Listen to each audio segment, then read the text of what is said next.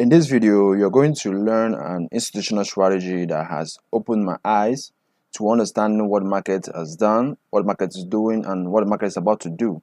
So this is very realistic, and only if you would give me your time to actually teach you this.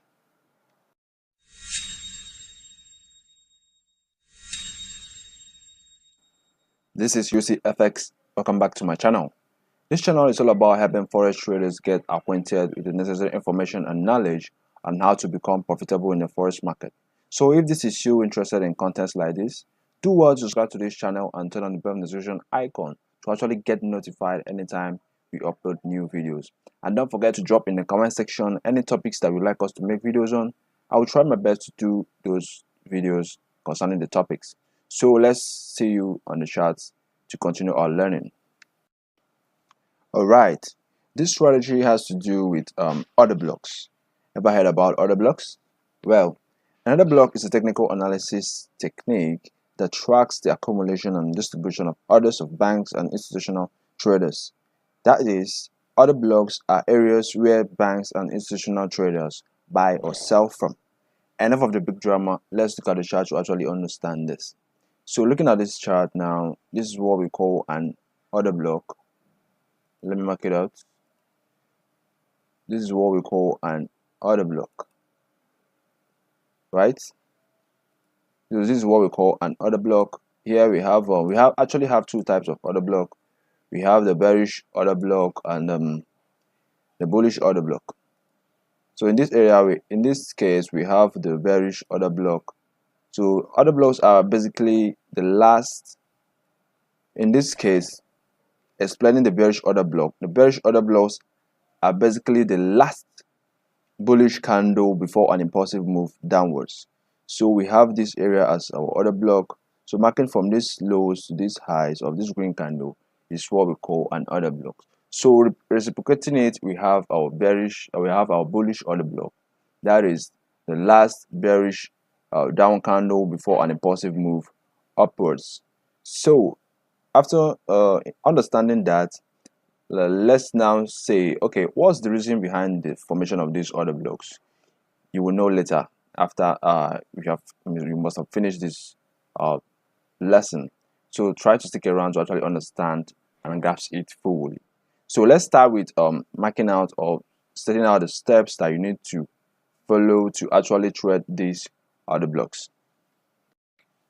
Alright, so generally these are the steps that you need to start trading these institutional order blocks. First of all, you need to know the directional bias of the market, and after that you need to find the order block that had formed in line with the directional bias of the market. Then you have to find a break of structure after the formation of this order block, and then you have to find liquidity that had formed behind this order block, and as well make sure price is at a discount level, which is the fifth step, and then the last step, which is not the least, lower time frame confirmation. So you have to go down to lower time frames to actually confirm your entries. Why? So that you can actually have the tightest stop loss. So I'm gonna be explaining this using starting from the monthly charts. This is a kind of a top-down analysis. So looking at this monthly chart, this is the GBP AUD. So we're going to use this pair to actually as a case study for this teaching. So looking at let me take this away. So I know you must have taken note of this, or let me keep it somewhere. Okay, so looking at the monthly chart, you will agree with me that the GBP USD has been bearish. So the weekly and the daily will follow suit. So looking at the recent price action at this point, we had a kind of a support zone inside this area. So most traders will think that this area is going to hold as a support, but mind you, I'm not trying to say that support and resistance don't work, but most of the time these support zones, the trend lines, are used as liquidity by these institutional traders. What do I mean by liquidity? They are going to try to make price look as if it's going to obey the support zone or resistance zone, and then they would take the other side of the market. Just like we had in this area, most traders or less advanced traders will think that this area is going to hold as a kind of support zone. So they will think that it's going to hold as kind of support zone, but not knowing that this is actually a kind of price manipulation by the institutional traders. And as you can see, after price tested this area, mind you, this is the monthly chart. So looking at the daily, there will be a lot of tests at this support zone. So, and after that, what happened? There was a sharp price movement downwards. So the smart money or the institutional traders have accumulated enough liquidity to be able to take this market out. Then after that, what's formed behind, or what actually how did this liquidity grab started? It started after price tapped into this area, and the smart money, knowing that most traders will start buying from here, they had to make some more inducive moves, or inducement moves rather, to actually bring in more buyers so that they can sell. Remember, before you can be able to sell, you need a buyer. So they need to do this to be able to bring in enough buyers. And what happened next? They tanked down and giving us our bearish order block. So here we have our bearish order block. So here we have our bearish order block. And what next? They still need to come back to this order block to tap into this order block. Why? Because the buy they opened previously inside this area, trying to trigger a price buying movement. So the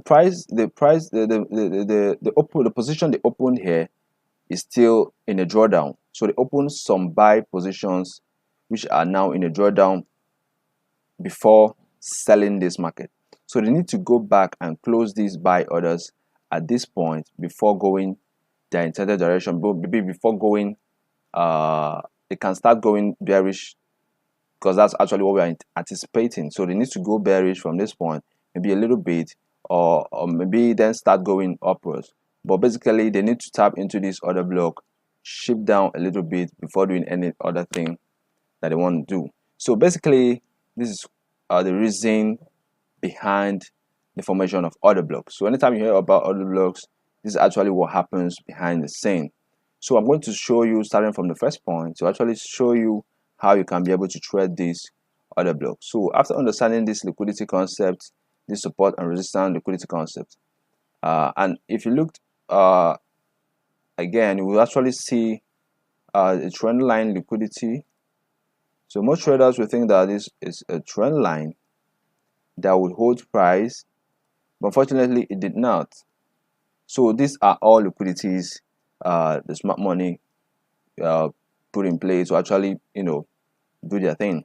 So let's now continue with the steps that are actually listed. So I talked about the directional buyers. So basically the market is in a downtrend, looking from the bigger picture, the monthly, daily, weekly, and the rest of them. So we have a bearish market movement, and then we have identified a recently formed order block in line with this bearish movement, which is a bearish order block. And the next thing that we need to know is the break of structure. So we had a break of structure after the formation of this order block. So let's mark it out. So we had a break of structure, as you can see. So we had a break of structure. So we're going to mark it out as our BOS. So remember, this is the first step. So we had a break of structure after the formation of this order block. So what next? We need to spread out liquidity. So let's go down to lower time frame so that we can actually see the price clearer. So let's go to the daily chart. So here we are on the daily charts. So here we are on the daily charts. So let's actually mark this out as our as our order block.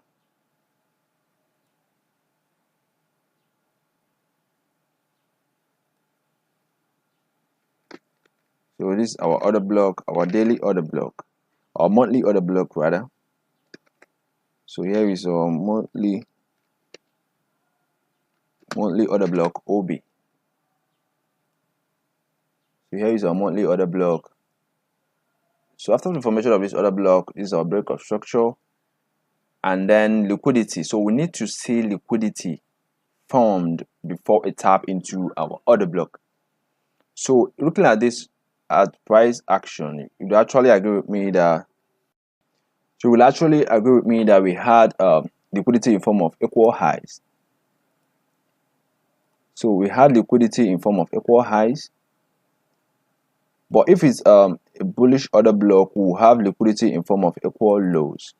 So this is our liquidity. How is it liquidity? Remember, the smart money or the institutional traders wants to push price into this order block area before moving down. So how are they going to do this? They as well need liquidity to be able to accomplish this. So how true is this? Because most traders who want to sell once price hit this area, thinking that is actually a support zone. But what happened next? They were all taken out.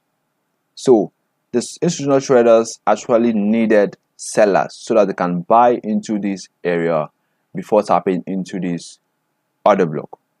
So the liquidity has been grabbed. So we're going to mark it out as our liquidity. So this is liquidity in form of equal highs. So liquidity. So it's probably just liquidity. So this is our liquidity in form of equal highs. Then after that, what's the next point? We need to make sure that price is at a discount level. What do I mean by that? You grab your Fibonacci tool, drag it from this order block point down to the lows.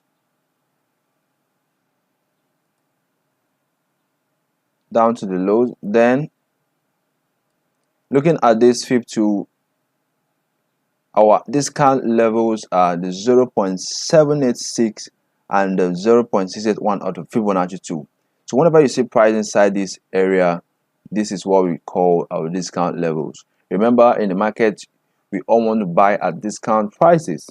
So as well, the smart money or the institutional traders love buying or selling from discount price. And as you can see, price tapped into this discount level and started heading down. So you need to make sure that price is at discount level after a grab of liquidity. Then this has been accomplished. Then what's next? You need to go down to the lower time frame to actually confirm and make your entry. So probably this is the last step, which is the lower time frame confirmation. So we are actually using the monthly order block. So basically our lower time frame is going to be the H4 time frame and the H1 time frame. But on another note, in case you see your other block, you spot your other block on daily or H4 time frame, I think you need to go a little bit lower. You need to go a little bit lower, I think, to the H1 time frame, even to the 15 minutes time frame, basically to actually see price action clearer. So you're going to be repeating the same thing that we actually marked out here on the bigger time frame in the lower time frames, basically. So we're going to be marking out an order block, break of structure, liquidity, and the rest of it on our lower time frames to actually confirm our entries. So remember, price is at the discount level. This is what we actually want. And then let's head down to the lower time frame. So let's go down to the H4 time frame. So here we are on the H4 time frame, and things are getting a little bit pretty cool. So let's go down to the H1 so that we can actually see things clearer.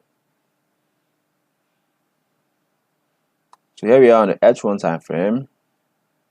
So remember, we are going to mark out our chart as well. So looking at this H1 time frame, remember this is the point that we had priced at as a discount level. So we need to mark out the same thing that we marked out on the higher time frame, on this lower time frame, on this H1 time frame. So looking at this, you agree with me that we had an order block here. So here we have our order block. So we had our order block here, and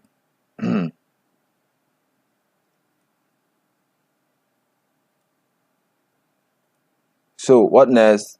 Order block. Remember, we already have our directional bias. Order block, break of structure. We had a break of structure. So let's actually mark it out to avoid confusion. So this is our H1 order block. So H1 order block, and then this is our break of structure. Oh, sorry. And this is our break of structure.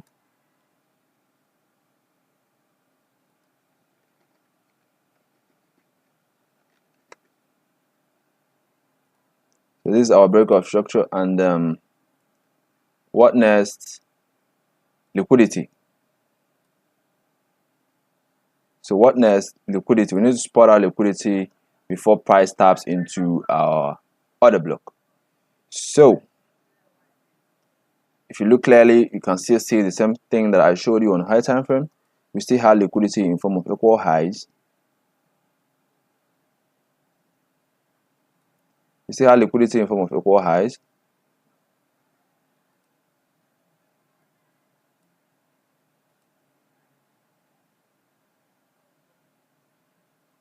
Sorry about that.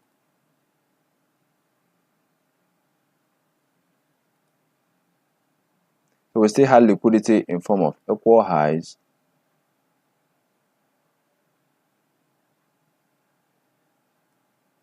So we still had a liquidity, and what next? You need to now check if price is at the discount level. So here is our liquidity, and so you grab your Fibonacci to actually know if price is at a discount level. So you have to grab your Fibonacci 2 from the highs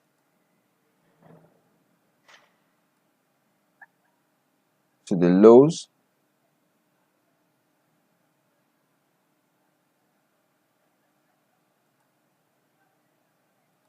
then if you check very well, you see that price is pretty at a discount level, although it went up a little bit slightly.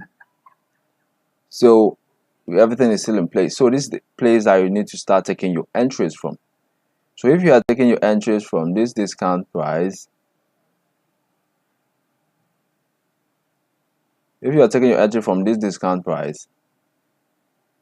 your stop loss will basically be above the H1 time frame order block.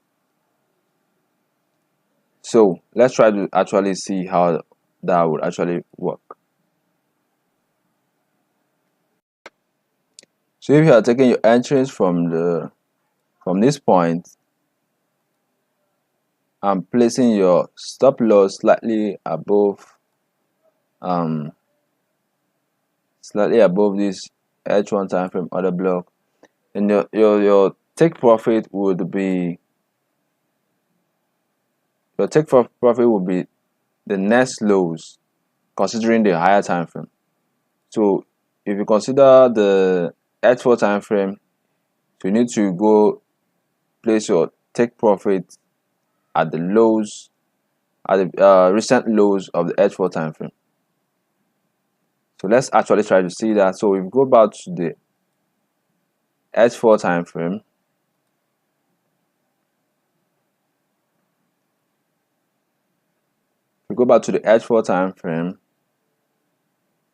your take profit will be the next lows, the previous lows that had formed, or the recent lows that had formed on the H4 time frame. So your take profit will slightly be somewhere around here.